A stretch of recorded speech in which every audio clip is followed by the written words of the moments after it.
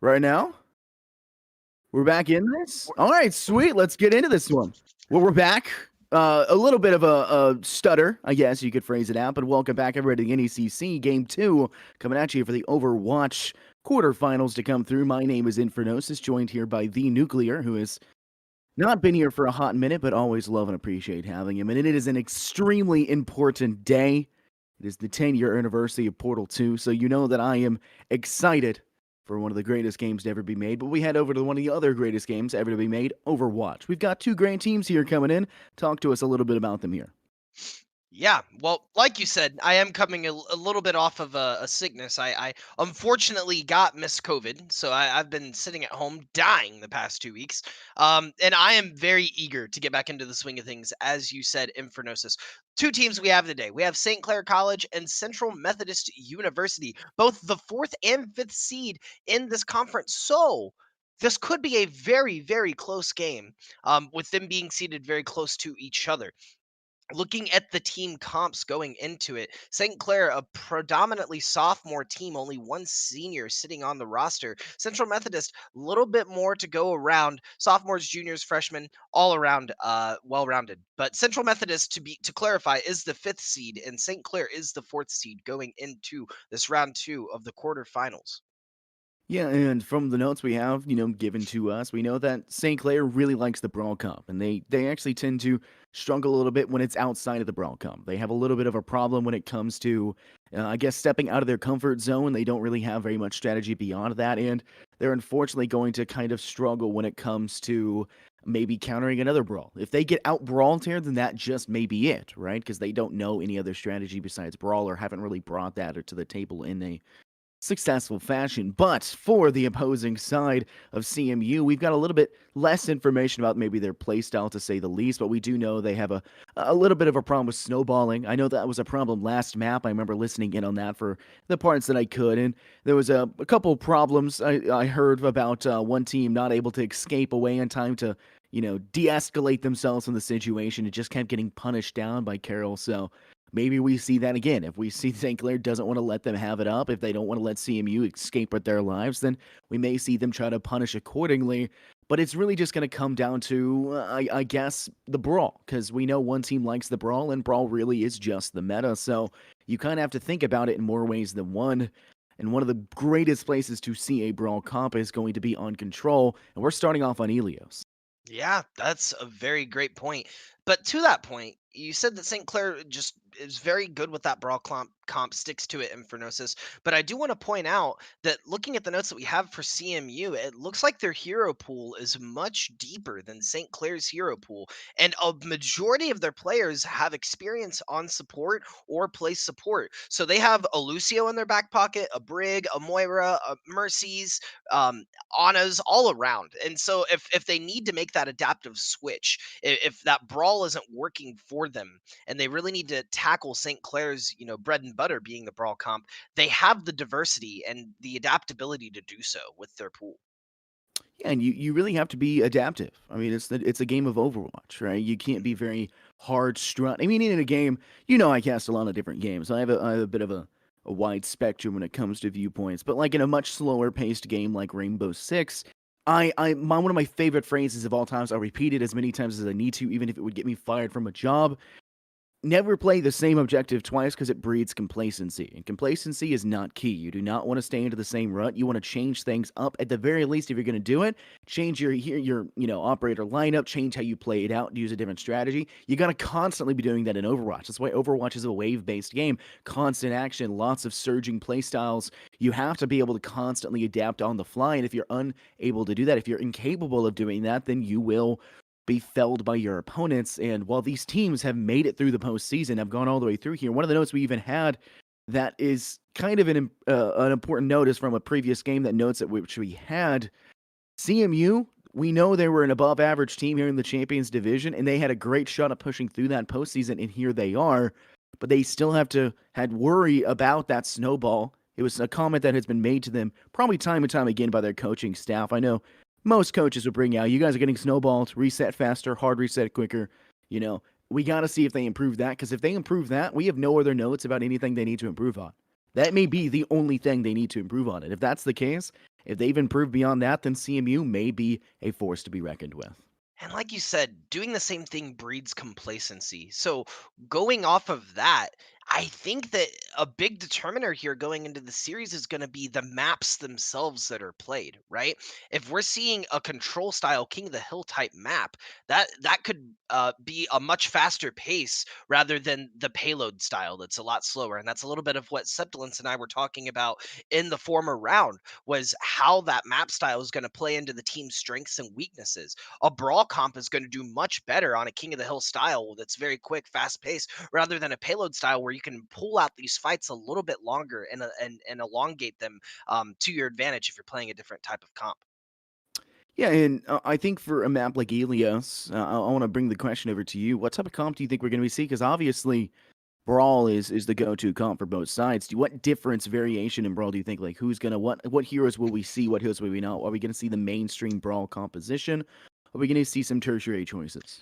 On the on the Ilios side, I think that we'll see some people that are good with environmental kills, right? We may see Lucio played on either side. Both teams have a Lucio, so that'll probably be a staple. Ryan Zarya, if we're seeing the brawl come out, I could see Saint not Saint Number, sorry, Saint Clair rocking the Widowmaker. It looks like Babool, Babalable, sorry, it plays that quite a bit. So the Widowmaker could come out. I don't know if it's going to be as effective with this brawl style. The McCree could do a lot of damage for St. Clair, but I think primarily we're going to see the heroes that can boop if we're going to Elios because that's just it's just an easy way to play around the well, right? And Lighthouse, getting those boops off and fighting that more control style with the option to do the environmental kill. What do you think, Infernosis? I think you kind of have to see a Lucio. If a team plays Brawl and they're not bringing Lucio, you're gonna lose. I mean, that's one big thing that Unicorn is just rampant about. If you don't bring a Lucio and you're playing Brawl, then you lose. It's just game over, game said and done. So I think that's true in its own accord. You need a Lucio to play the game. And so another one that you talked about for like booping Zarya Reinhardt, that's pretty much a go-to. But I think that we may see kind of a desperation pick, especially in well one, where you may see a Winston. I know one of the most famous plays in Winston history was XQC diving off and inside Primal Rage and knocking players off the map and then jumping right back in to continue the fight. We may see that in because Winston is phenomenal when it comes to that map, and I would love to see that come to fruition because that's environmental kills that can come through. That's diving into the back line for a difficult section to push forward, and a lot of brawl comps that kind of struggle with speed say they don't have a Lucio, then they need some tertiary, off tank to dive in and kind of separate themselves to give them the space. And a Winston bubble can do just that. So I think a Winston could rear their head, but I don't think it would be as effective as just having that double the Zarya bubble to assist. Because then you can just bubble the Ryan, have him run forward with a Lucio boost behind, and get yourself situated. But I like the Widowmaker choice because Drippy for the side of CMU, which we don't see currently in our roster right here. So we're just waiting on one person. I think we are just waiting on Drippy. They also prefer Widowmaker, same as Bailable does. So Widow could come out, and I'm a Widow main, a Widow one trick. So I feel like I'd love to see that, but at the same time, Ilios is Widowmaker's only good on maybe one of these. They can be good on two, but it's just not that effective. We're going to have to see McCree. I mean, that's a go-to just because McCree is so good right now. You're going to have to see more than likely some aerial play. I think a Pharah could work for that, environmental kill. I think we're gonna see Brig from Brig? CMU. I think we're Oh gonna yeah. see Brig from CMU. Two of their players, it's in their hero pool. They could see it with the Ryan Zarya coming out. You get the opportunity for both stuns and boops playing in these close quarters. Not saying it's necessarily the best pick, and it's not gonna work as effectively with a Lucio. I really do think because you just need more healing than that. But if they're doing well, that could be a strong pocket choice, especially if they're finding the environmental kills with it. Yeah, and it kind of does stink that you can't really rock that and Lucio at the same time. It kind of struggles, like you said, the healing output's just not enough. It's just not there. But maybe a team doesn't bring the Lucio, which I've already stated my opinion about that, and Unicorn agrees with me about it. He'll probably yell at me later if I were to ever mention that Lucio's not needed for a brawl comp. But He is. You just got to get your team in and out, right? And yeah. that's the thing with Brog comps. He's the mobility and he's a great healing asset, especially if you're playing in a ball, which you Mhm. need to if you're playing in a brawly comp. Um, So it looks like we're going to be able to get into game finally. We're now entering and going on to Ilios. I think we're on Lighthouse first map. Oh, nope, we're not on Lighthouse. Oh, well, it's fine. We can all be wrong occasionally, just some more than others, just...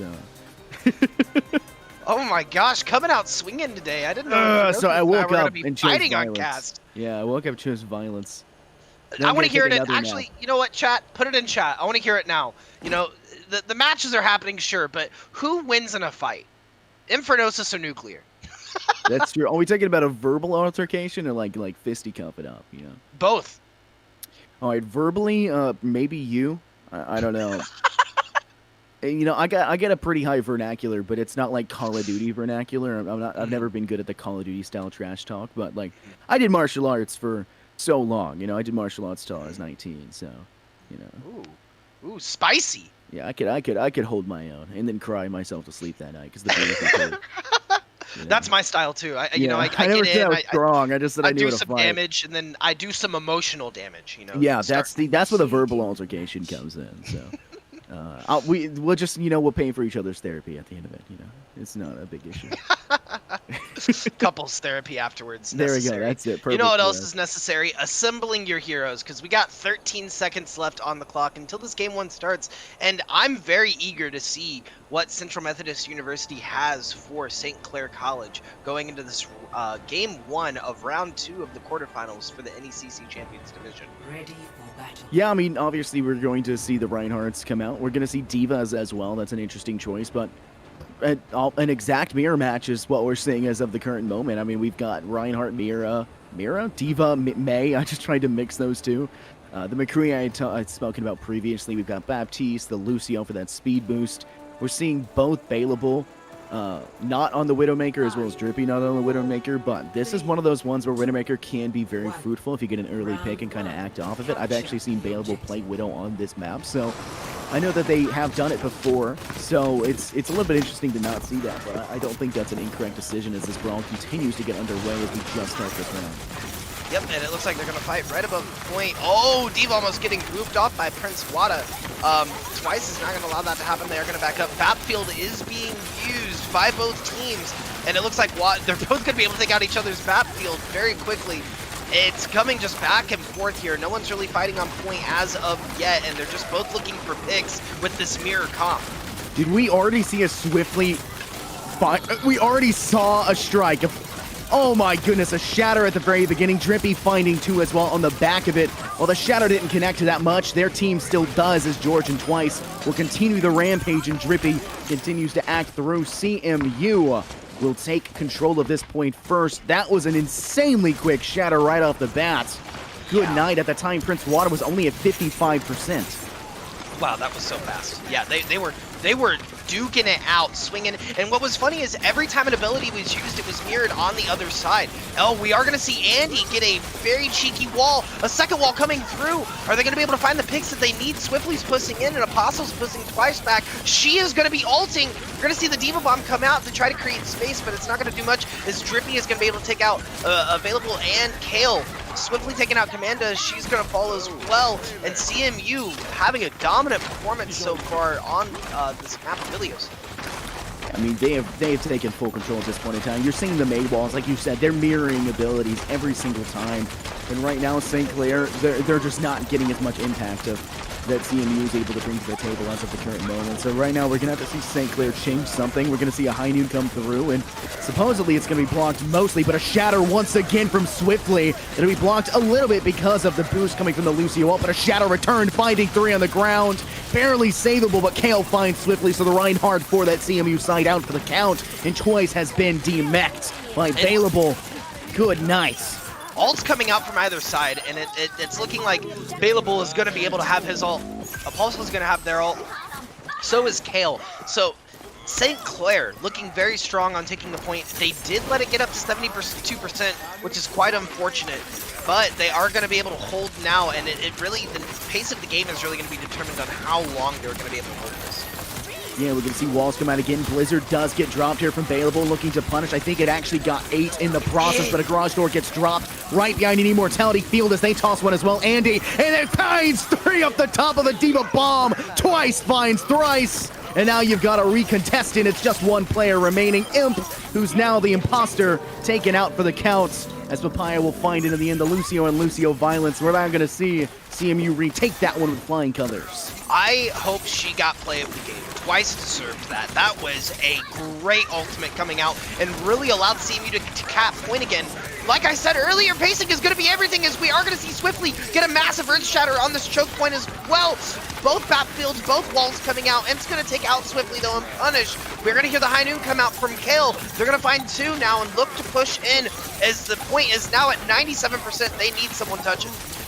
This is a devastating point. They're going to go ahead and get the objective, managing to take it back. St. Clair off the initial kill onto Swiftly, who was swiftly felled at the start. That kind of brings you into a snowball situation, which we've already mentioned about CMU kind of struggling against that. They overextended, which has now led to this snowball. And now Swiftly, who once again out of position, not able to escape in time, punished accordingly from a charge. And of course, that again cleaned up the kill. But at this 99% to 55%, you got St. Clair with a little bit of time to work with, but one single retake by CMU will guarantee themselves this round victory. 100%. The stagger's coming out. Apostle's looking to ult with the Mayall. They're not going to find anything though, as they are going to back up. The Earthshatter's going to find 1, but the High Noon coming from behind with Drippy. And wow, the Mayall coming out from Andy as well. This massive fight breaking out on St. Clair's side. No one fighting on point, keeping them off of point. Now at 80%, the Lucio ult is going to be able to get them out of that dire situation as they are looking to regroup to take point. Yeah, you did see barely staying alive as Apostle, who's now once again demech'd and is getting punished accordingly as they're trying to, come in quickly. But this Maywall will once again cut off Swiftly, and they're going to have to make their way around. D.Va bomb over! It cuts off an Immortality Field, but it's not going to be enough passes. We see George drop the garage door, and Swiftly and Drippy finding 2. They're continuing the fight on the points.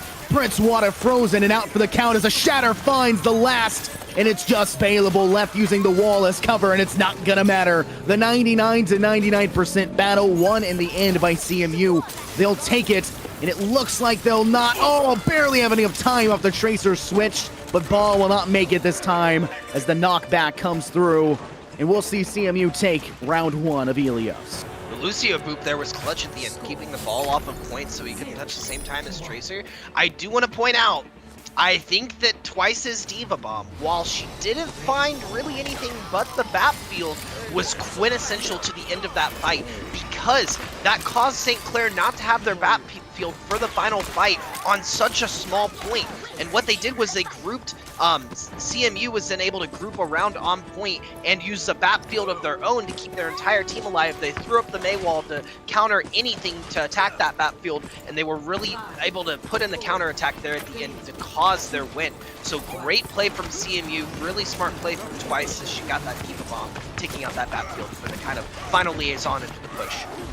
Yeah, we are seeing one switch come through. It's going to be Kale, who's available, I guess, for the opposing side. They're going to both be breaking up the McCree and the Tracer as their 2 choices as of this current moment. It looks like, CMU, they are currently liking what they had, and they're going to continue to stick with it because it did find them success. But this is the one we talked about, where you're going to see those attempted environmental kills. A charge coming through as it'll be Swiftly, who's able to connect a little bit into Apostle, save on the Immortality Field of Commanda, but Swiftly finds a Fire Strike to Kale. The Tracer out for the count, cannot recall that damage. But Swiftly will be felled shortly after by Apostle. And Imp with a double off the map, taking a drink twice and cute Papaya out. And now it's looking like it's returned by St. Clair. They're continuing the rampage as they just punish the side of CMU. 100% a rampage. We're seeing monsters just come out as Imp is swinging them off the map. That was a great play from Imp. And Q Papaya was almost, I almost felt like the positioning was off. They were stuck in that back room behind the rest of the team. And St. Clair isn't just going to allow you to chill back there, right? They're going to turn around and take you out. And that's exactly what we saw as Imp got the double kill on Twice and Q Papaya. But CMU looking for a push here, going back on back corner of the map, getting this back control. Oh, Imp almost falling down the well. Not going to be able to, not going to fall though. The battfield's going to come out and save. Drippy taking out 2 with a massive High Noon. This is looking like a CMU cap. Man, that was, oh man, can you imagine the play of the game that would have been if the Immortality Field had just been destroyed a second sooner? Drippy had everyone. Drippy has attempted 3 of those now. 3 of those backward high noons, getting behind the back line of the opposing team and trying to catch them off guard. None of them have worked. He literally has only gotten 1 kill with the high noon before this, and then immediately finds a high impact flank noon. And it was phenomenal to watch, but the high ground currently being held from CMU. They're looking to punish in. Andy will drop the Blizzard down. They get caught off guard, though. Not enough for caught inside of his high noon returned. This one from Bale, but it's not going to matter in the end, not finding any impact as Clair will refrag back out Drippy. And now it looks like both sides are trying to contest, but it looks to be a stalemate in this beginning stages towards the St. Clair spawn. And they're pushing St. Clair back towards the spawn. The timing there from CMU was impeccable. They were able to just drop down with that Blizzard and push them back and cause that regroup immediately. But as you said earlier about Drippy, right? He is getting the picks that they need to keep CMU ahead. Some would say the drip is real in this instant. A shattered block, swiftly attempting to go for it, but Prince Wada will now be outdone as a Diva Bomb comes through. This one blocked as well, and Baleable will connect to Drippy through the back line. Just beating through and just finding the break, but Papaya takes a drink, and it finds another one to Andy. This looks like another cleanup for St. Clair because the last few remaining players from CMU just cannot stand in this fight despite having that Baptiste garage door to help amplify their damage. Just not enough because St. Clair find it in the end. This is a lot more back and forth than the last map that we're seeing as well. Taking the point now twice, and only at 72%. St. Clair looking to push up as they have 50%, and pacing is everything when it comes to these King of the Hill maps. Knowing when to engage, how to hold, backing up, and I think both teams are playing this to its excellence. Very, very close games. High Noon does come through looking for connection. Baleable is able to charge it twice before Drippy gets his again. And that's going to connect to George, but KO and the Tracer finds swiftly. Wada swinging through, finding Andy and knocking twice out of the map. And it's still being cleaned up in the current stages as Baleable and Ample find the remaining 2. Man, St. Clair just putting a nail in the coffin right now against CMU. They're really punishing us at this current moment. Will Baleable be able to get yet another high noon before Drippy gets his next? It's a 10% to 20%, it's an 80% differential. It's going to be difficult to find it, but this last fight might determine it all. This is going to be massive for CMU if they're going to be able to take it because they have no ults right now. And looking at St. Clair, they have 3 and they're using 1 right now just to keep them back. With 99%, they have to touch, they have to win this fight, and they have to hold. The high noon's coming out from Drippy. Not going to be able to find anyone this time, though. Twice is going to take out the Immort field, but it's not going to be enough. Swiftly making a very, very ballsy play into the backline. Not sure if he's going to be able to find much. Apostle. This is looking like a back and forth from both teams. Yeah, we're seeing Drippy trying to keep them alive in there. Is able to find 3 in the fight so far, and swiftly looking up with 2 of their own. And it seems to be the last finishing that one off. We'll see CMU manage to retake it just narrowly.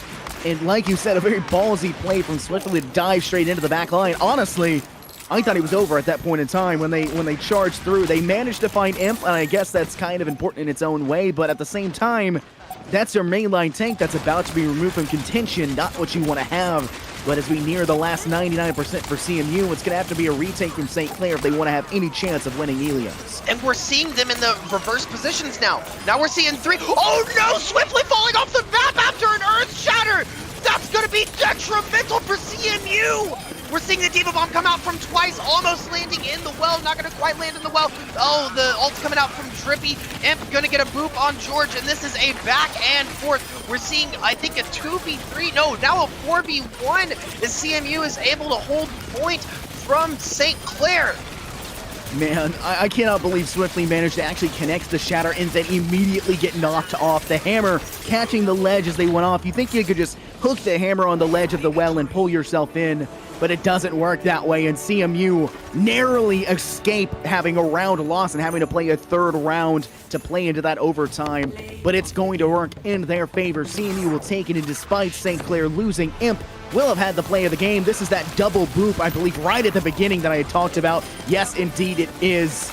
This was a funny as all get out moment. I think pretty quickly afterwards, it was definitely not going to be in the play. We had another one that came through. This one was a player on the opposing side falling in, and then Imp getting yet another with 5 environmental kills total. You said it. You said we'd have environmental kills, and that's exactly what we had. And look at twice. She did an amazing job. 63% kill participation with 29 elims. Those diva bombs were racking out. It was almost like skee ball hitting it up the ramp. They were doing a lot, and CMU was able to change the pacing of that game at the very end, switch it around. St. Clair found themselves in a similar position not 20, 30 seconds earlier with having 3 ultimates and needing to defend a point for the win. CMU was able to do that just a tad better. But man, that Reinhardt Earth Shatter into falling into the well, that is the definition of you can't have a cake and eat it, right? it was very I feel like my blood pressure is pounding after that.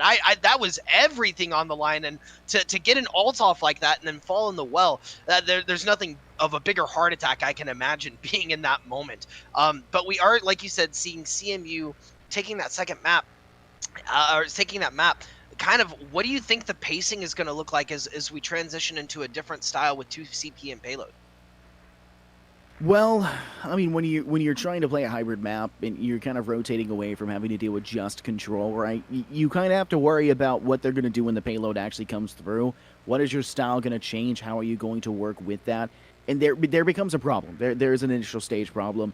Can you taking the control point? We know these teams can do it insanely back and forth, consistently throughout. Maybe the first round wasn't as much, but that second one was phenomenally back and forth. We just saw it the entire time. You had mentioned it. And I don't think we're going to see very many problems when it comes to tanking the control point. I don't think we're going to see that. The problem becomes payload. And that's going to be an entirely different story, because you're going to have a whole entire mode later on that is just payload. And we're not going to know how good these teams are at payload. We know they like Brawl. Both teams have been rocking Brawl this entire time. We saw a Soldier switch come through with the last moments from Baylevel to try and go through. But one thing that I definitely saw and absolutely adored was both the McCrees coming from Baylevel and Drippy. I mean, we saw the fact that Baylevel got 2 high noons before Drippy got 1, and then immediately Drippy came back with 2 high noons before Baylevel got 1. I mean, it was back and forth. It said, you can do it, so can I. Take this L, you know, like, just hand it out to him. So I think that it's really going to come down to a DPS differential when it comes to payload. Your front line, we know they're both exceptionally strong. Swiftly is a little bit more aggressive, I would say, than, say, Prince Wada is, liking to charge a little bit more. But if CMU can continue to back that up with DPS, then it's an entirely different story. Because every time we've seen Drippy pop off, Swiftly would overextend, and they would still win the fight because Drippy is in that back line just dealing so much damage that there's nothing they can do about it. St. Clair, they need to back that up as well. They don't have the aggression on that mainline tank, and when Swiftly gets in there, they're kind of struggling to deny that. Maybe we need to see more increased stunts. Maybe to see more focused damage. Maybe we need the Maybach. Maybe we need to see those walls to cut off that player. And when you're seeing these almost mirror comps, because the comps are very, very close, those differentials and the parameters of them, while they may be small, if there are any, that is going to turn the tide of the fights. And being able to effectively use these ults, like we saw Drippy, and like you said earlier, Baylevel got 2, Drippy got 1, but with the 1 that Drippy got, he was able to turn the tide of the entire fight, getting 3 picks and the Immort field to push on to point. It looks like in this next game, we are heading over to England, Kings Row, up next on the map. I love this map. I'm just saying, I love this map. This map is the best map in the game. Now, I know this Seth is and I like... were talking about this. We were literally talking about how no one complains about Kings Row. You enter comp and it's not, no one's ever like, Kings Row again? Are you kidding me? This is just like the perfect map. I mean, just like in all honesty, it's just the perfect map. Nobody complains. This is the scrim map. Like, this is Overwatch's scrim map. Everyone comes here to scrim because it's just that good. It's just that much fun. And quite honestly, just because you can play Widowmaker, it's my favorite map. And I know that might be... you know, a little on the nose for me, but with Baylevel and Drippy both kind of liking Widowmaker, we may see a first pick come through to try and pick that up. We know Baylevel's on the Symmetra right now. They're going to teleport onto the top of the statue's head more than likely. We have Kayla as well. They're just going to, you know, turn into turret mode and then sit up on top, maybe have Prince Wada cover a little bit, but this is definitely going to be a very quick attempted take that they're trying to come through with it. CMU, they may get entirely caught off guard if they're not careful. But they do have the resources equipped to deal with it, I feel like.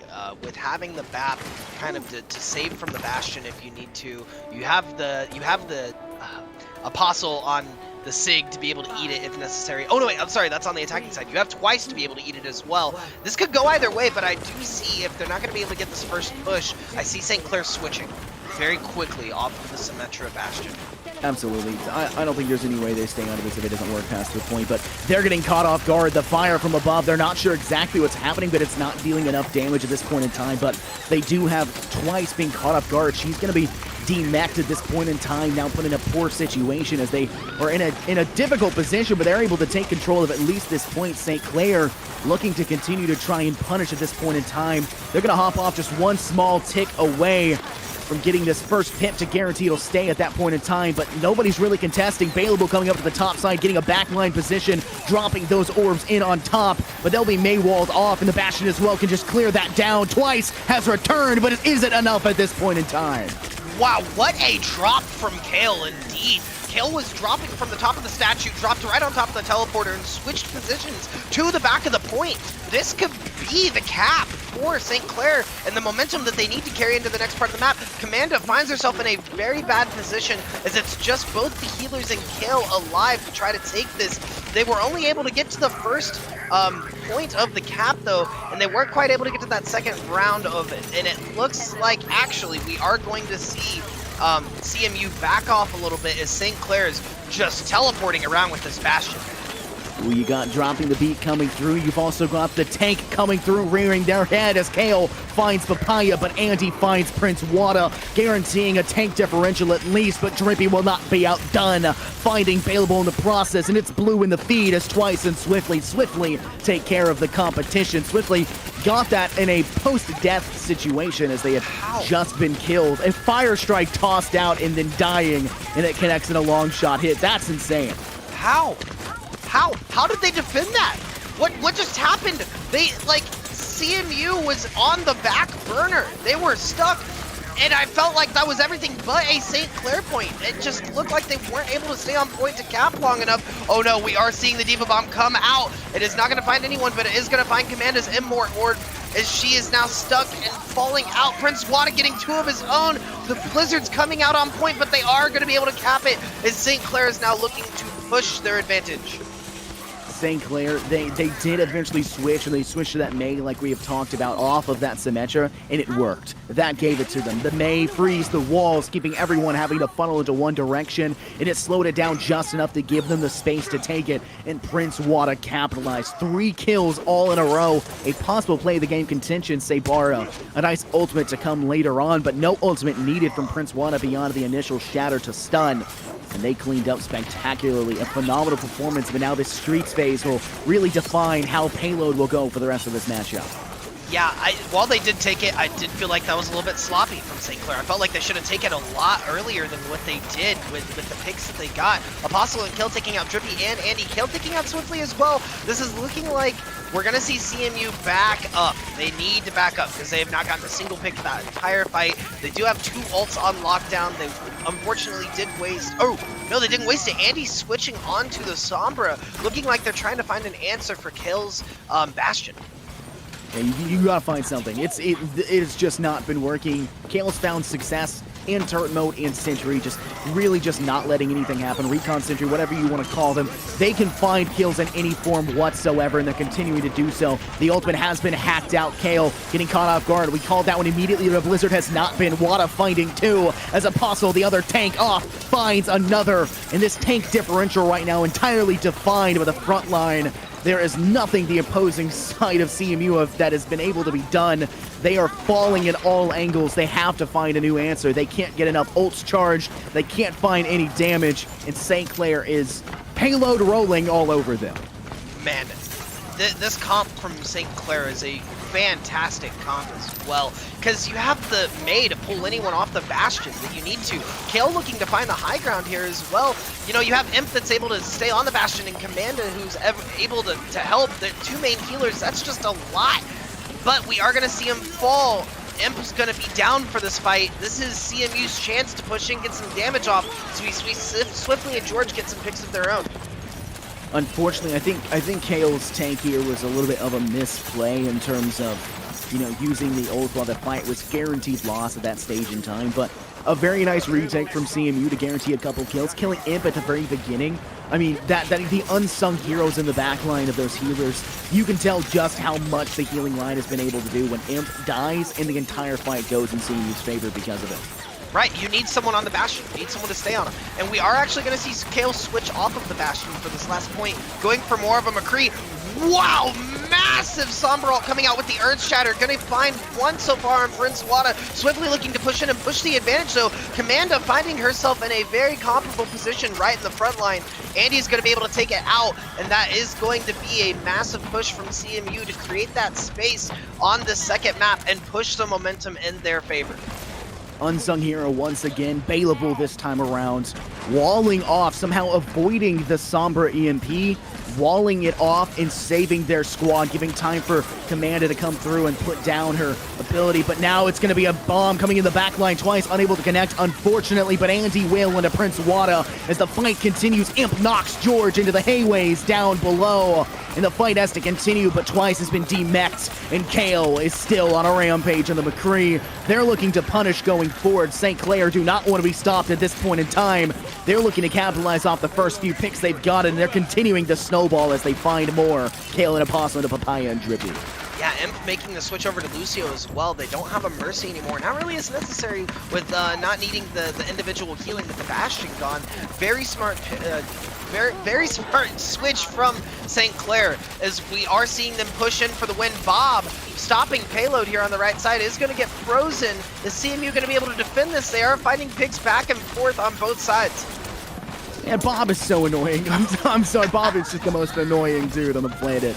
But they will be able to secure off of it. They weren't able to push it far enough with that contention going forward. The freeze doesn't last long enough. Bailable will just take the L and drop down, knowing that they should just do the reset.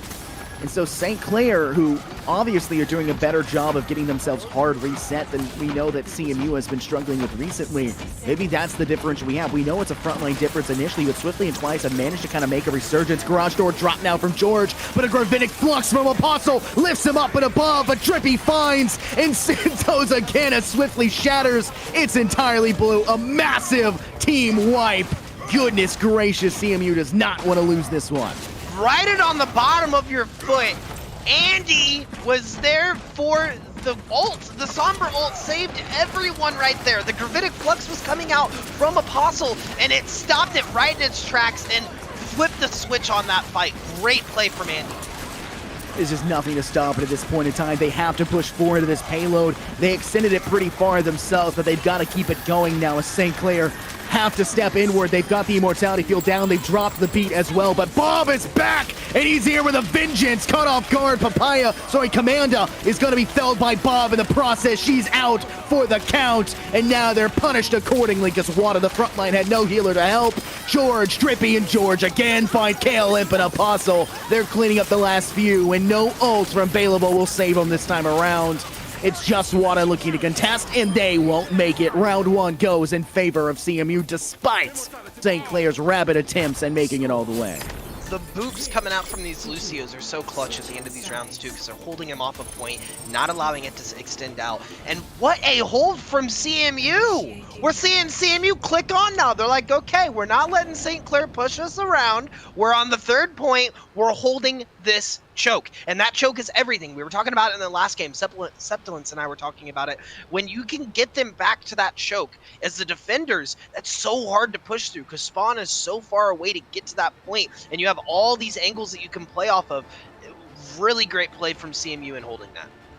I think one of the biggest issues is once they lost that first point, they snowballed, and that's the issue. We've been saying that's one of the problems that they've had consistently throughout this.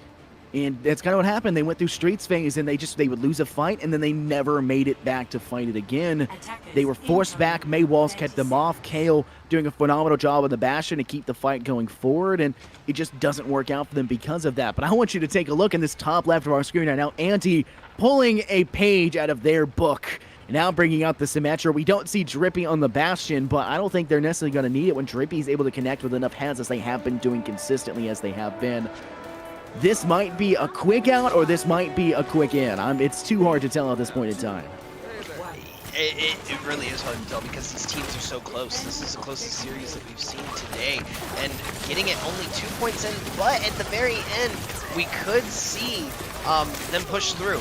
Kale and Wada going to find 2 quick kills on Andy and Swiftly, and that is going to cause them to back up and regroup immediately. Central Methodist looking a little bit staggered on this first push, but they do have a chance to bring it back. They just got to get back to spawn as they're going to push up on Twice right outside of the spawn doors, knocking on the church and telling them to stay in there and pray for hope.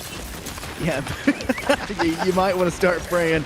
You're going to need Twice to get back in that mech pretty quickly, and there is no 250 damage gun on that remech just yet, so you're going to have to try and charge that as much as you can, but they're coming in swiftly despite not having that secondary tank. A freeze onto Apostle. They're trying to punish, but Kale finds Andy first, so no May to help and assist. The wall out for the count, and a shatter from the side of the statue finds so many, and Water continues the impact to the back wall as George is splattered and out for the count. Now they just need to punish offward, and Twice once again. I swear I've never seen Twice in the mech this entire round so far. They're still out of it. Yeah, it's kind of crazy. And Prince, what are you doing?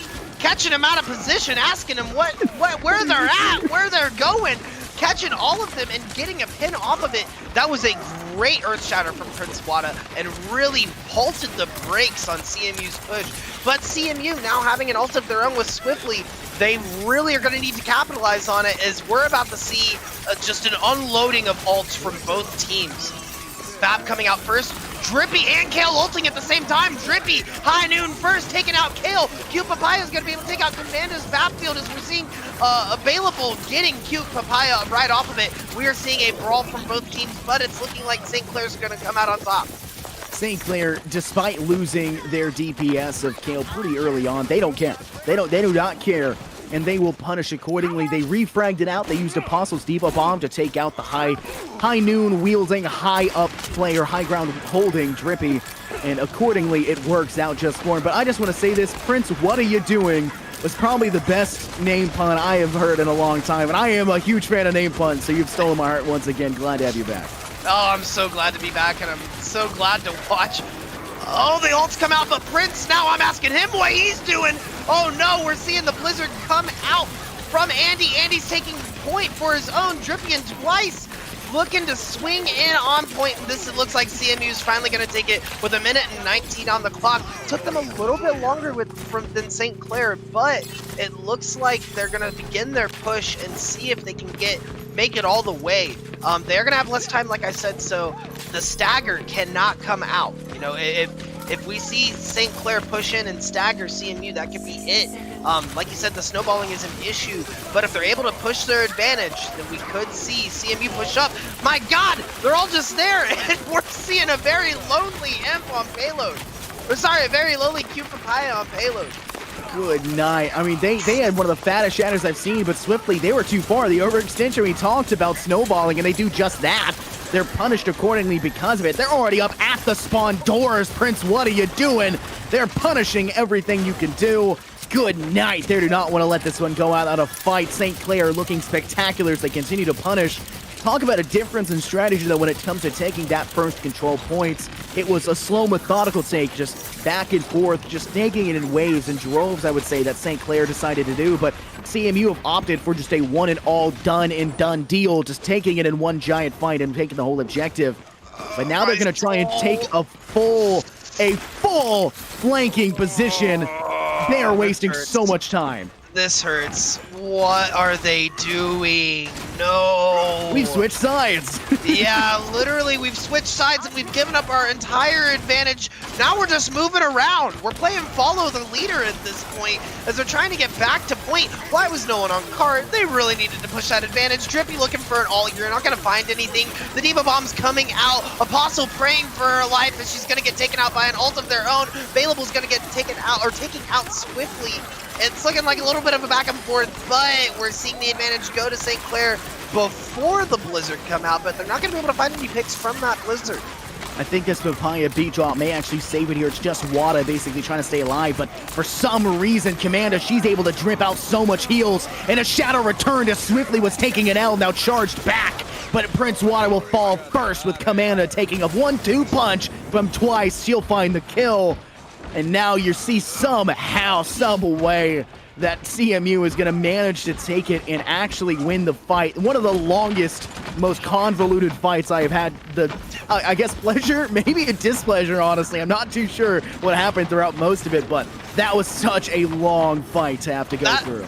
That fight was the equivalent of running in, starting a fight, and tripping on your face and falling. Because they were just so out of position, it was so awkward. Kale telling them to eat their greens, not going to be able to find anything with the ult though, as we're seeing George and both the Immort fields coming out. Drippy responding with some drip of his own, and they're going to take out the entire front line. CMU barreling through the second point, pushing their advantage. It's like we said earlier, they do not play well from a disadvantaged state, but when they're able to get that advantage and push it, we see a completely different Central Methodist University, and Twice able to hold her ult. So looking at this push here, we could find a win coming out from CMU. They now have 2 minutes left on the clock. They just got to keep pushing it.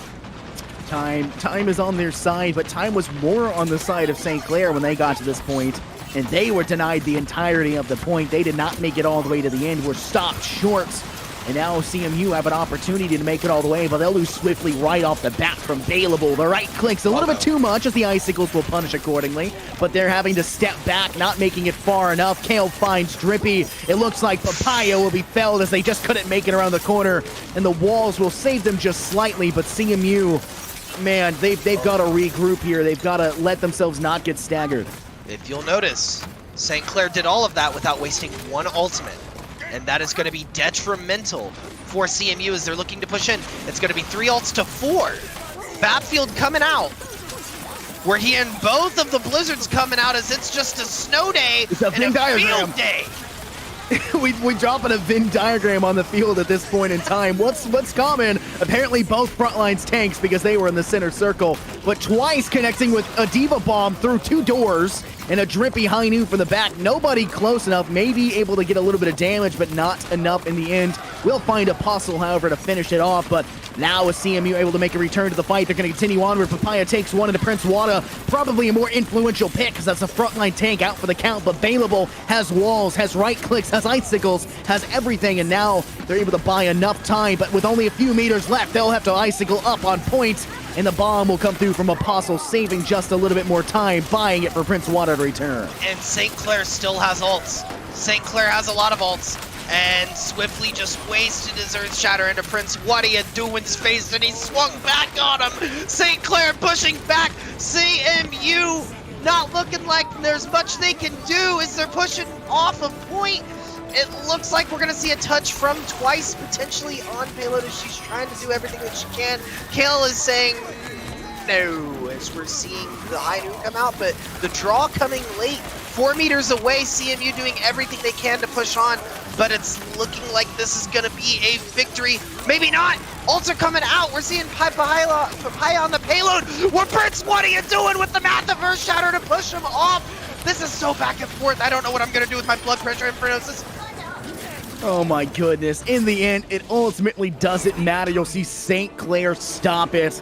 They'll make it pretty far, but they can't make it to the end, but they'll stop CMU just in time, narrowly escaping out and out for the count. And here's Prince, what are you doing? Is this the one I was talking about earlier where there was no ult needed and just swung? It is indeed, I believe. Oh, the right big shatter right at the start and then just kept swinging. Doesn't need the rest of it, just swings for days. All you have to have is just to hold left click and W. Didn't need the team behind except for a nice window to maybe, you know, brag about later. But ultimately, despite all of the attempts from Drippy and their squad, they're not going to make it. St. Clair will take it. Wow. St. Clair giving me heart attacks over here, man. I don't know if I can do it anymore. This series is insane. And it looks like we are going to go to a very short ad break, and we will be back very soon with Game 3 of Central Methodist University versus St. Clair University here at the NECC.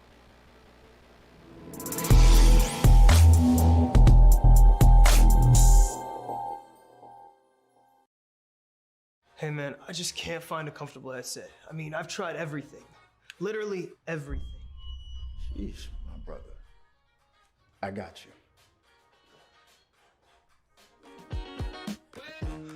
The HyperX Cloud 2 Wireless. Legendary comfort goes wireless. That is comfortable.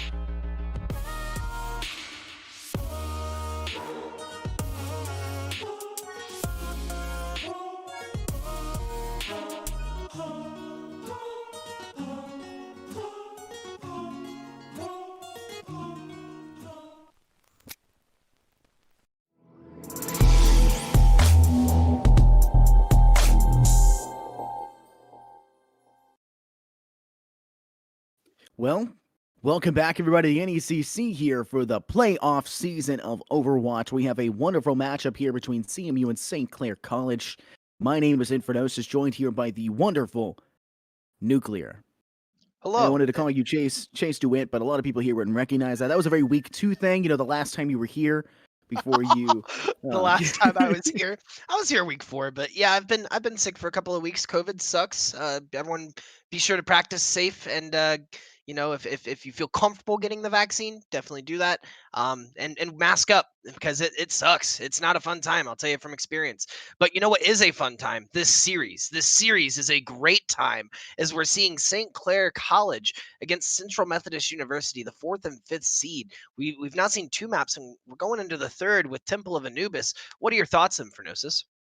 I love Temple. That's my thought. I mean, 2 CP, nobody likes, I guess, right? Like, that's kind of like the go-to thought. Nobody really likes that. But at the same time, I really love Temple, right? I do Because too. Widowmaker is so good on this map, it's not even funny, all right? Every map that I could be casting, like, OWL, you know, I would still be saying, you know, Widowmaker can rear her head here. It would just be my only point that I could ever make. It would just be Widowmaker, then, oh my god, Fat Shatter! That would just be, like, the only 2 lines I'd ever say. But like in all seriousness, lots of high ground, lots of low ground, a lot of contention points to keep players off. There's a lot of places where you have to worry about staggering as well, especially on the defense, since the spawn to that second point is so long.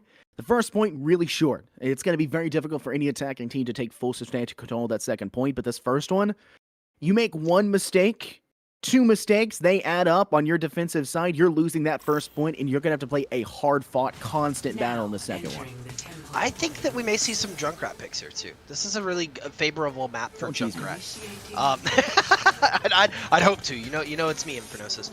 But going into, I think you're 100% right on these 2 CP maps. The first point so much easier to take than any other point. But when you get to that second point, you need a wipe to win. Because if you just let them stagger and come back out, you're gonna find yourself on the receiving end of that stagger. It's not a fun time.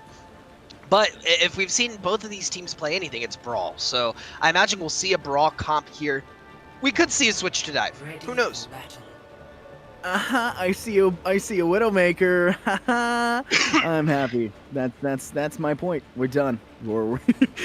That's the entire point. Right back to you, Nuclear. Widow, she's so much fun to watch on this map, but like, you make a single mistake, you get caught off guard, and the fact that they've got a Diva, a Reinhardt shield, a May walls, all of these are just the most annoying things to deal with. The only ones you have clean shots onto are going to be McCree's, and it's going to be that Lucio, and Lucio is going to be difficult to catch up to with speed. You're going to have to nail those shots, and Drippy is going to be behind a shield, behind a wall, is going to also be stepping out and tagging you as well, because McCree's damage drop-off range is astronomical.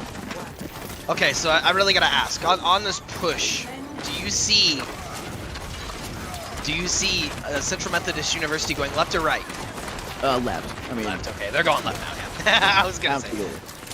Who goes right? Who goes into that hookah ledge down there? Like, well, I mean, going up for high ground, right? May work better against the Widowmaker, but you know, we're not seeing Bailable get any of the picks so far. Kale is going to find a pick on Andy. They find themselves stuck in the doorway here. They're going to want to push through and not get stuck here, because St. Clair College is not going to allow them to stay here. And as I say it, Bailable taking out 3. Wow.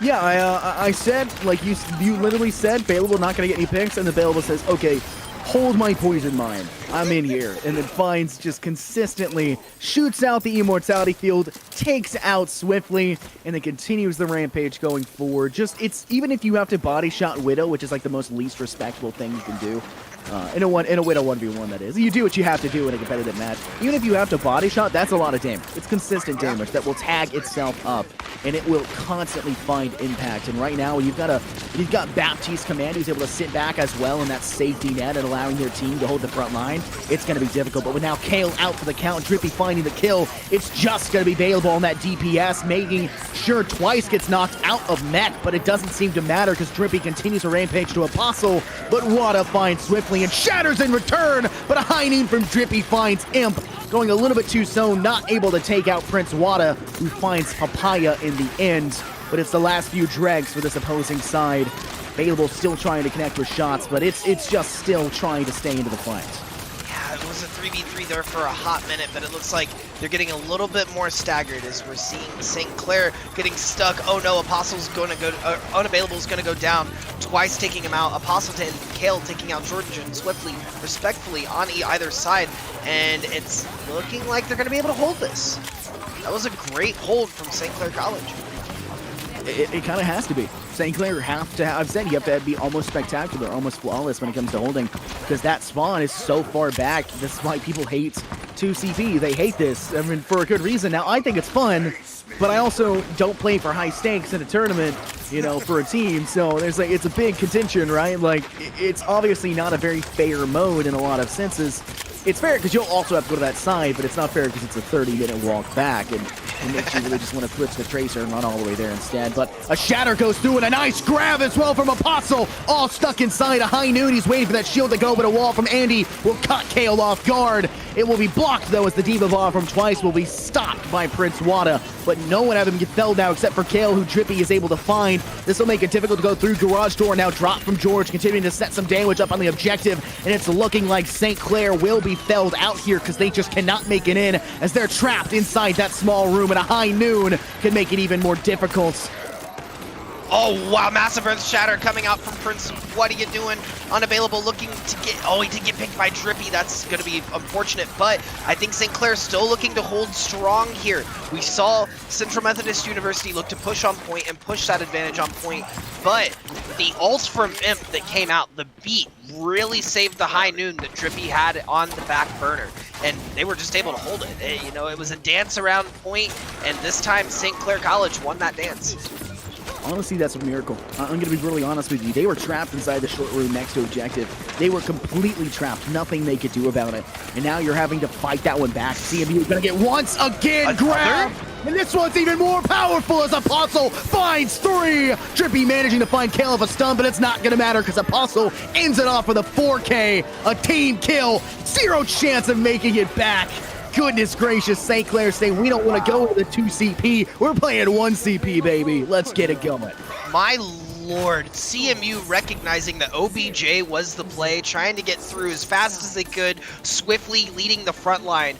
But Apostle put their hands together and said, what if no? And then grabbed the entire team. What a play from Apostle. Almost a play of God, if you will.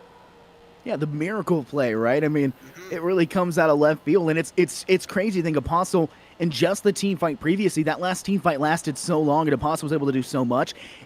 Got the grab back. That's one of the most, if not the most difficult ults to charge in this game. Like, Wild. That's insane. That's monstrous by all accounts. And now we're going to see a little bit of a switch up. Apostle on Winston. We might see this dive. I talked about it previously. You see a Winston jump into the front line, put a shield down, and that buys your team time to push in a little bit more directly instead of taking it off angle.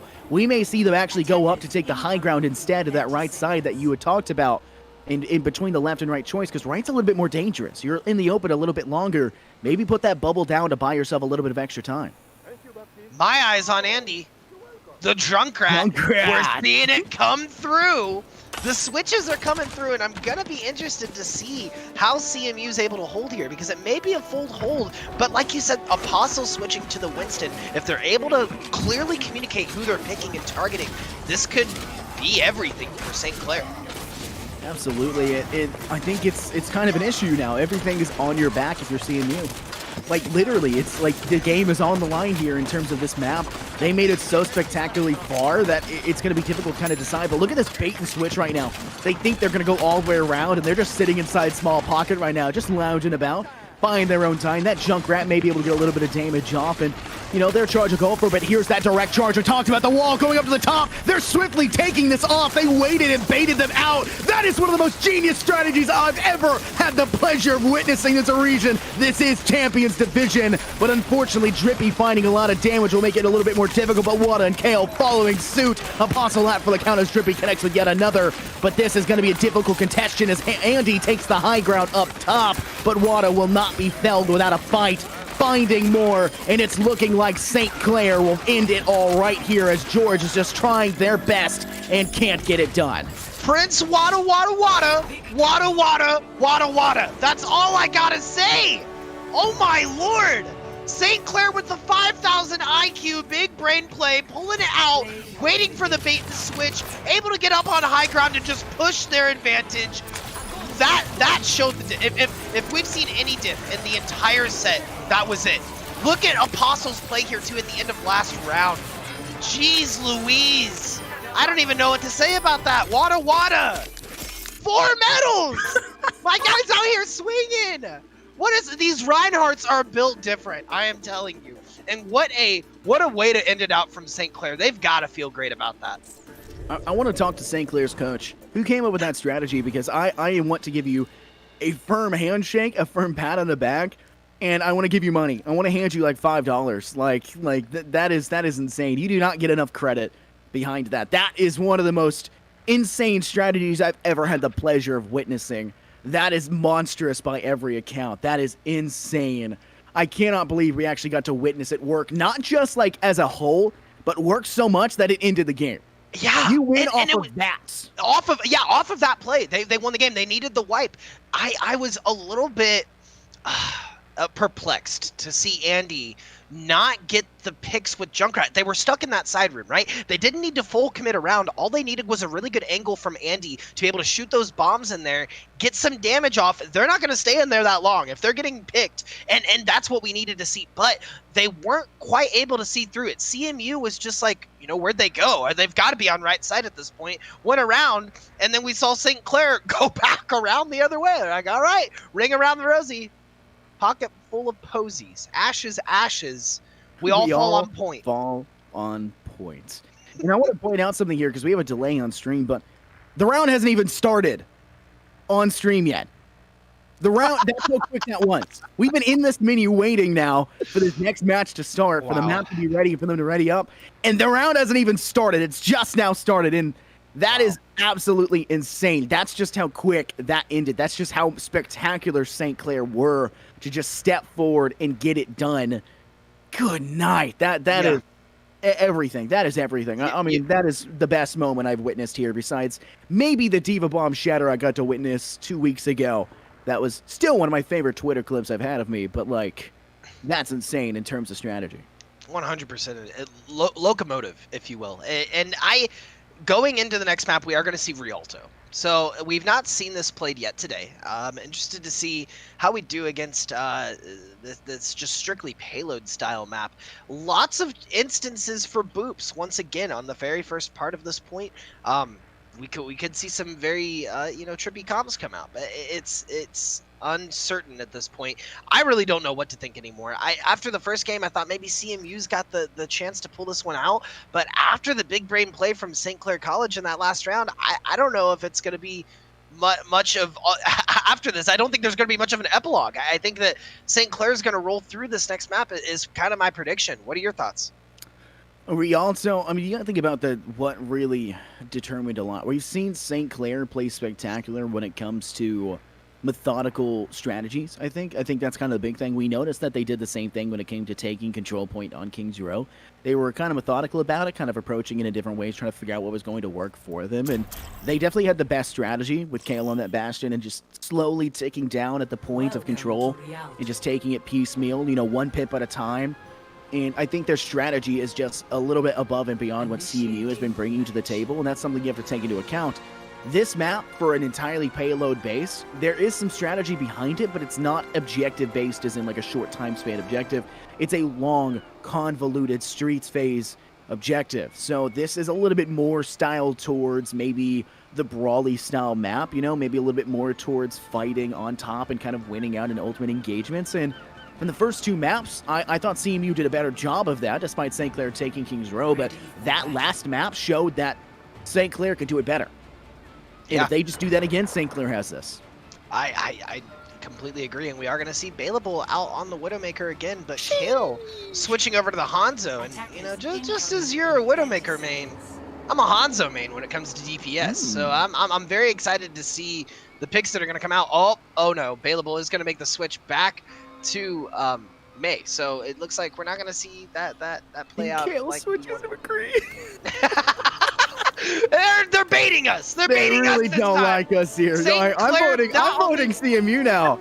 I'm voting CMU. Like that's ridiculous. Wait, look at what they're doing right now. Look what St. Clair is doing. Look at their position. They're just going to go straight to the door and fight here instead. This buys them more time, and they've already found a kill. Prince Wada finds Papaya. Bailable finds George. They're securing a few right at the start twice. She's frozen out. No chance. She'll be cleaned up as well pretty quickly. No, they're not going to clean her up. They're going to force her to stay out of mech and buy that time. And now Twice is going to have to play for that remech period. A high-level strategy that they're bringing to the table. St. Clair continuing to astonish me moment by moment. Wow, St. Clair showing that they're not afraid to not play by the book, right? They are not afraid to play adaptively and play for what the moment calls. This is active playing at its best. It's just like active listening, you know, sitting and waiting for the right moment and responding reactively in these situations. We're seeing that from St. Clair. What we're also seeing is Commando, unfortunately, she's going to get picked by Drippy. Swiftly is going to take out Prince Wada, and St. Clair looking to back up here. Oh no, the boop coming out on kill as well. CMU not letting the cheeky plays continue any further, and they're going to push their advantage. Is they're going to maybe be able to cap off this first push here? Probably not. That's why St. Clair was playing up. They are going to be able to probably hold it door. It's going to be a determination on how fast they can get this payload to that choke point.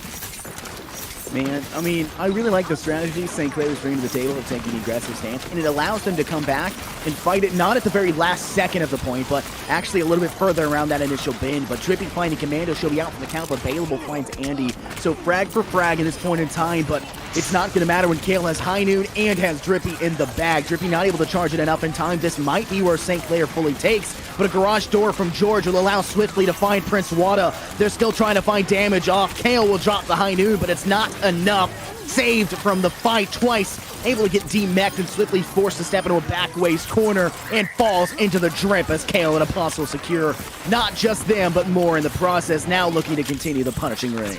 These long fights were just like you said, Infernosis, they're everything. And they continued that fight out longer than what it really needed to be, and that allowed St. Clair time to regroup and get back on point. Bailable getting back to point and dropping the Blizzard was really the big determiner for that fight. Looking to get a cheeky wall here, does it a little bit early. We're going to see Apostle grab though, and they are going to drop the wall, knowing that they're on the other side. Massive Earth Shatter coming out from Prince. What are you doing? Swinging in their backline, hitting everyone about on the bridge. It's just not happening. Wow, we are seeing some amazing synergized plays come out from the electrified St. Clair College. I'm at a loss for words. Honestly, that shatter, massive, like you had exasperatedly said. Now take a look in the top left corner. Prince Wada 71% ult.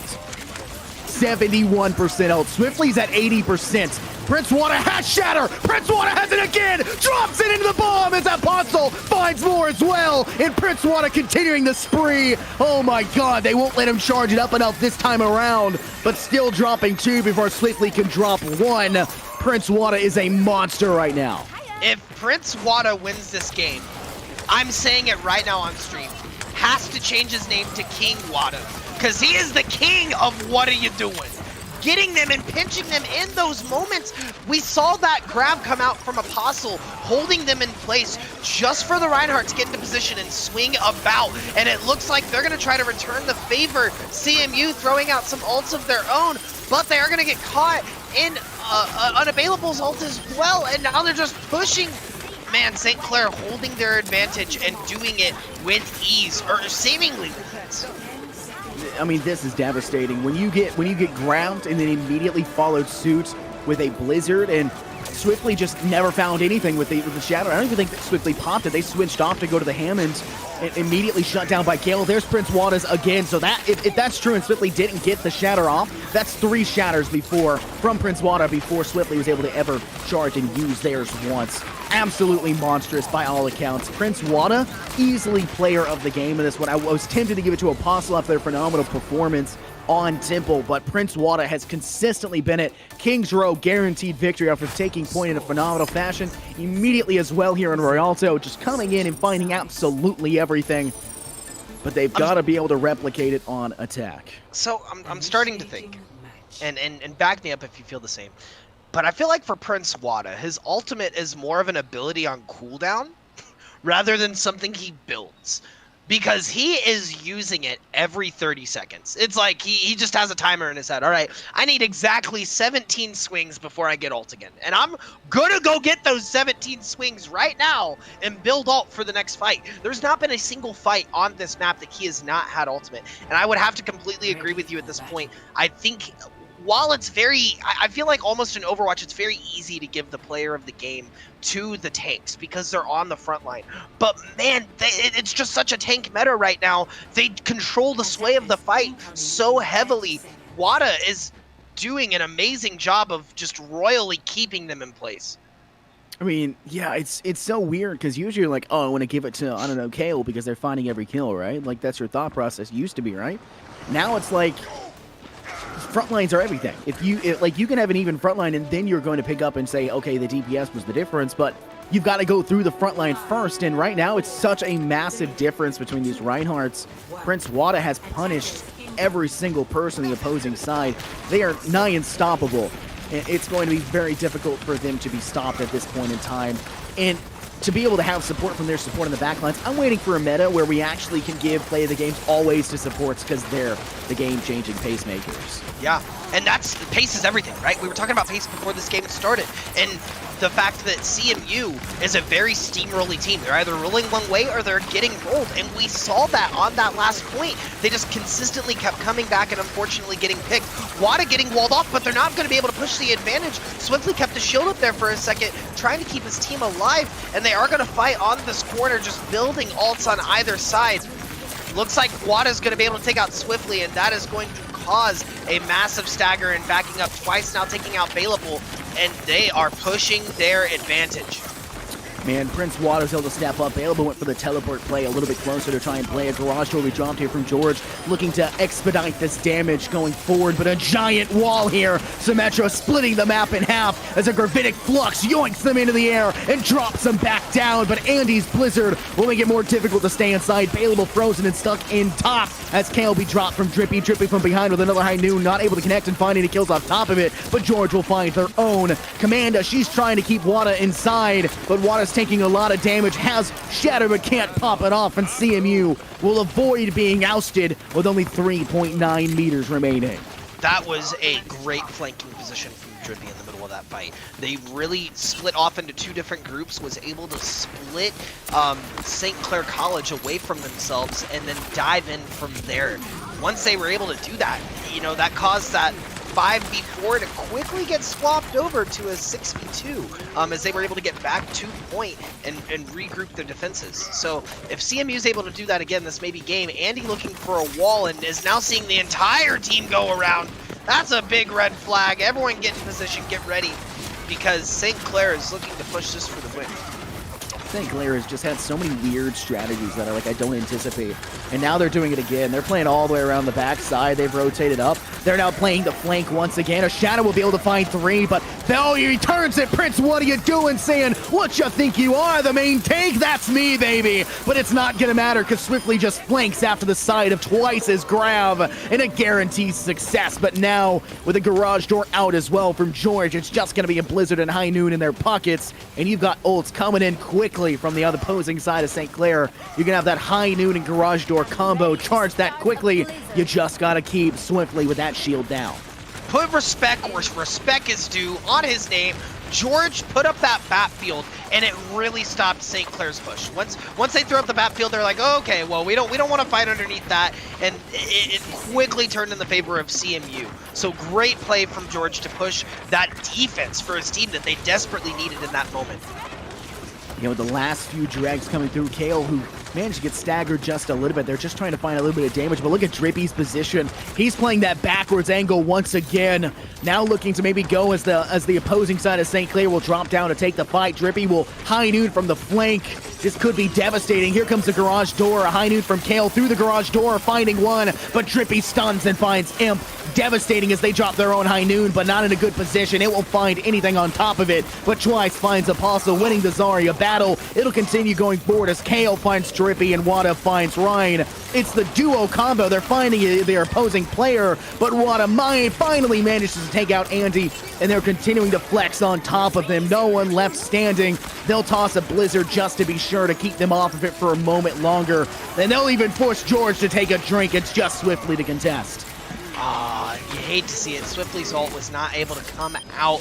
Man, I gotta say, in that final fight, Kale taking Drippy was massive because we saw Drippy not just 5 seconds earlier stun and take out Imp, which could have stopped St. Clair's push, but there was kind of 2 fights going on at the same time.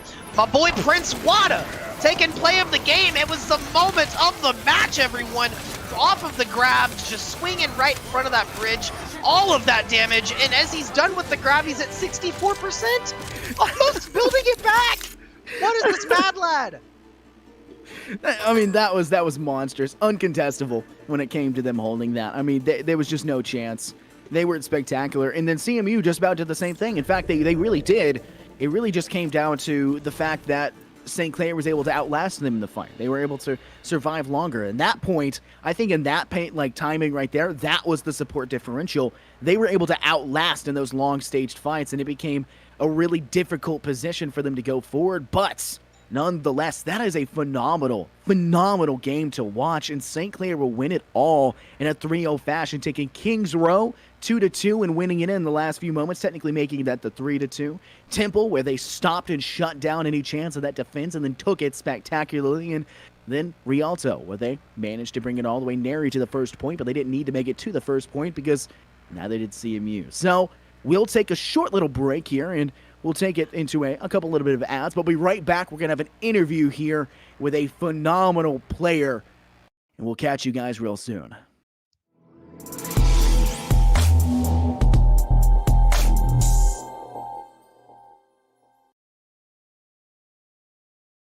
Hey man, I just can't find a comfortable headset. I mean, I've tried everything. Literally everything. Sheesh, my brother. I got you. The HyperX Cloud 2 Wireless. Legendary comfort goes wireless. That is comfortable.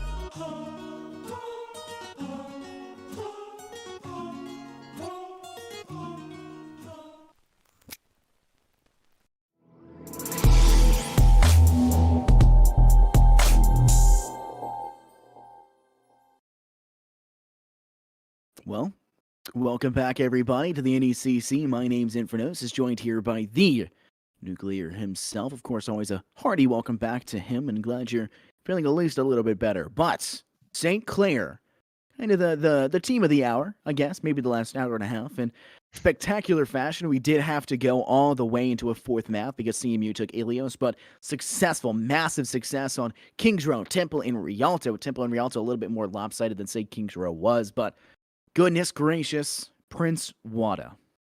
Wow. Prince Wada just taking that game away, man. I mean, we talked about it in the set, but you really need a strong front line. You know, that differential, after you look at the front lines, it's then the DPS to see who can get those plays of the game.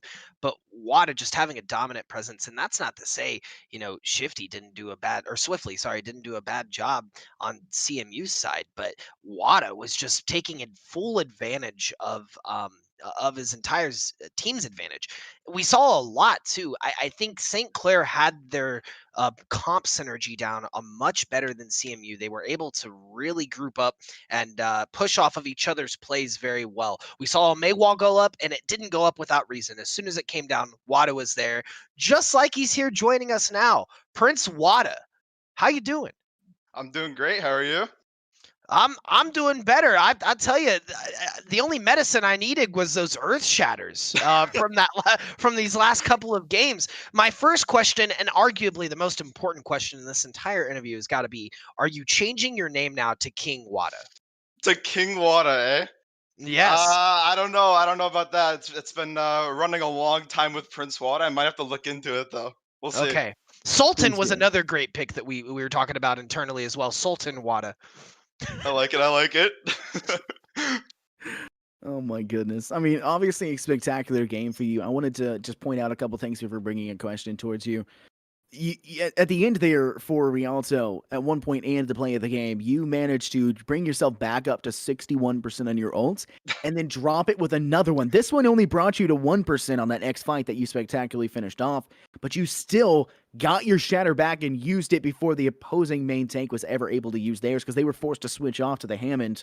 So you basically dropped 3 shatters back to back. That was very reminiscent of what we saw in Control for Rap 1 on Ilios, where we saw that Kale was kind of, outgunning Drippy. Drippy kind of fell short, couldn't get charges up, and Kale got 2 high noons before Drippy got 1, and then Drippy got 2 high noons before Kale got 1. So this entire matchup is just being held by constant, ult charge differentials. Do you think the difference between your team and the other team was ults, or do you think the difference was just individual?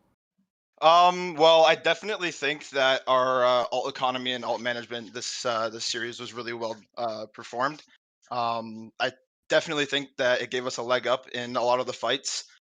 We tried not to overalt a lot of the time, but just keeping our heads collected and calming through every single play and alt that we were trying to use, it worked out in our favor. Yeah, you guys definitely look strong in this series and look like you might be able to take the championship this year with how well you were synergizing off of each other's plays. So I gotta know, when you're in those moments and when you're playing as the front line, what plays are you looking most to get an advantage push off of? Definitely the biggest thing is to make sure that when pushing forward or needing to take a step back, you're really looking at what your team has to offer to keep you up and what you can take advantage of the enemy team. Usually I like to keep a checklist in mind of like big abilities, like if BAP has Immort or Zarya bubbles or anything like that.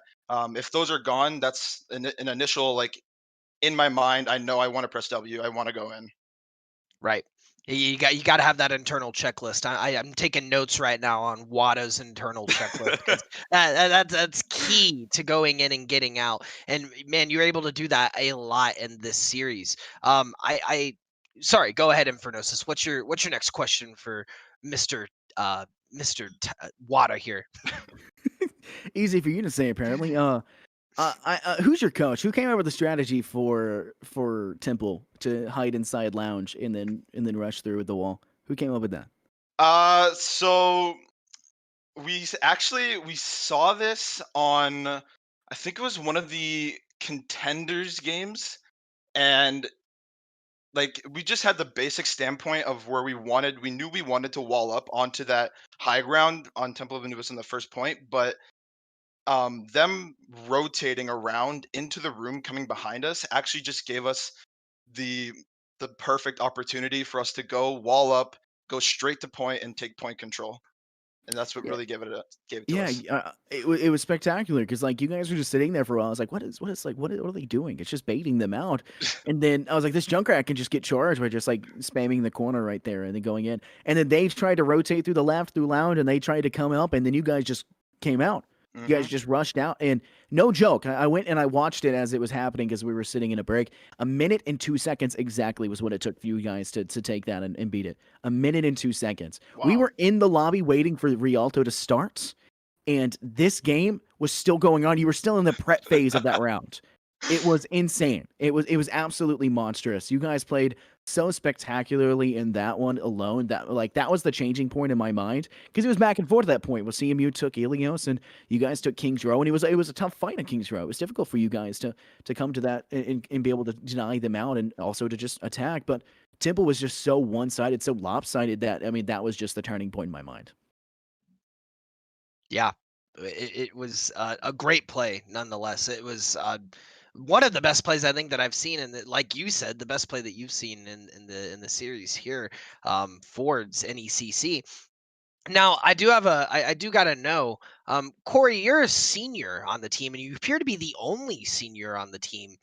What's that like playing on a team of everyone else being underclassmen?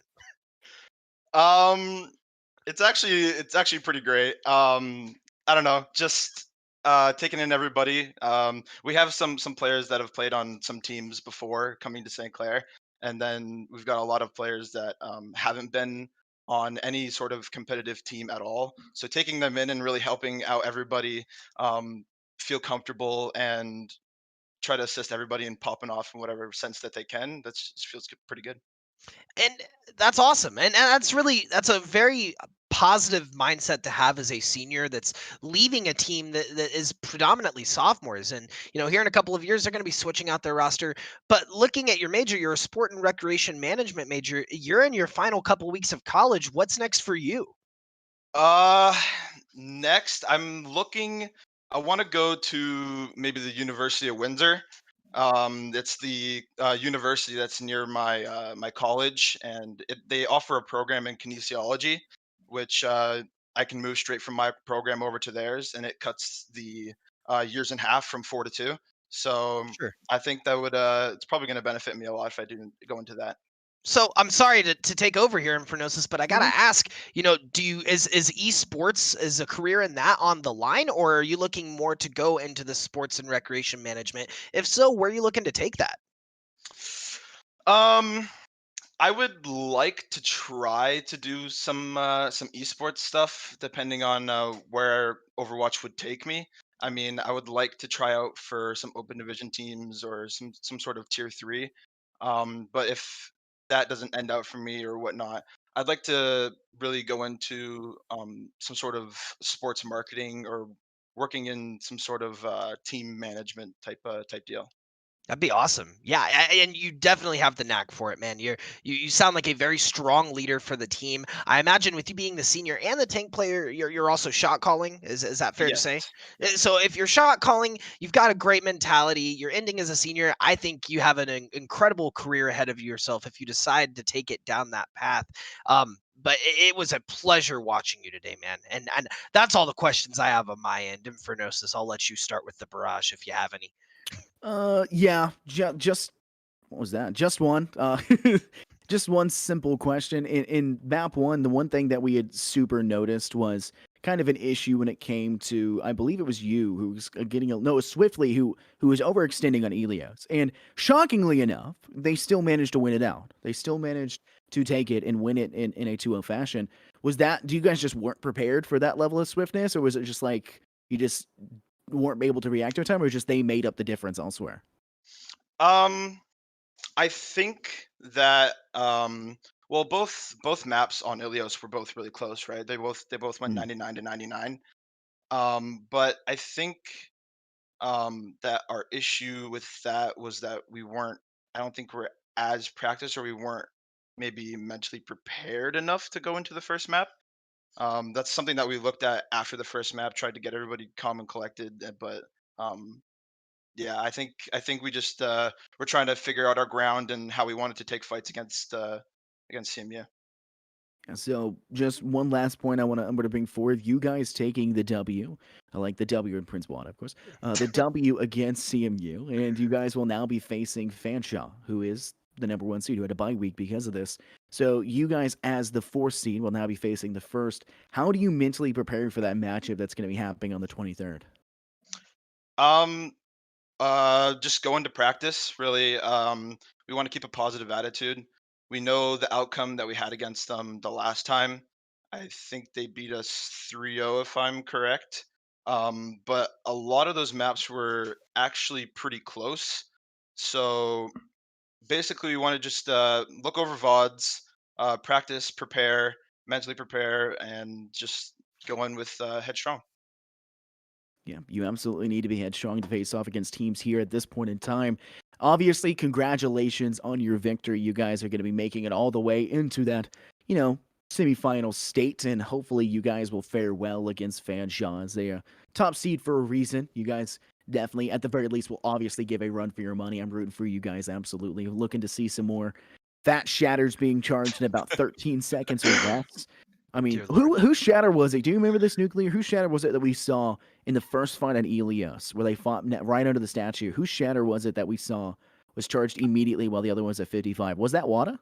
I feel like it was Wada, but at this point, I'm gonna tell him what I told you, Infernosis. I feel like Shatter is more of an ability for you rather than something you charge. You're just like, I got 18 swings until I'm gonna get all those swings right now, and then you just go in, you build alt, and now you have it again for the next fight.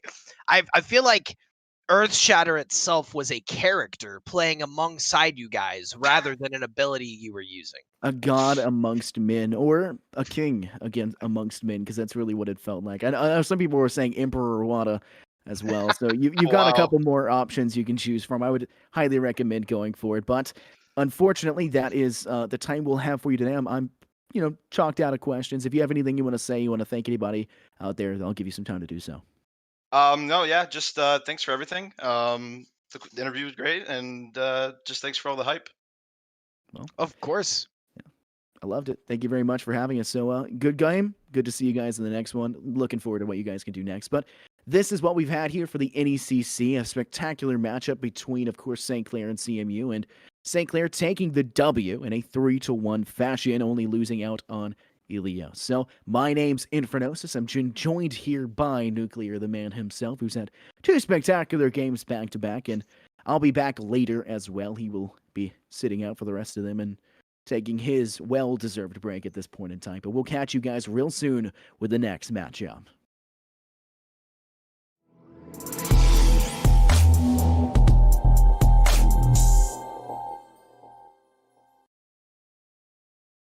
Hey man, I just can't find a comfortable headset. I mean, I've tried everything. Literally everything. Sheesh, my brother. I got you. The HyperX Cloud 2 Wireless. Legendary comfort goes wireless. That is comfortable.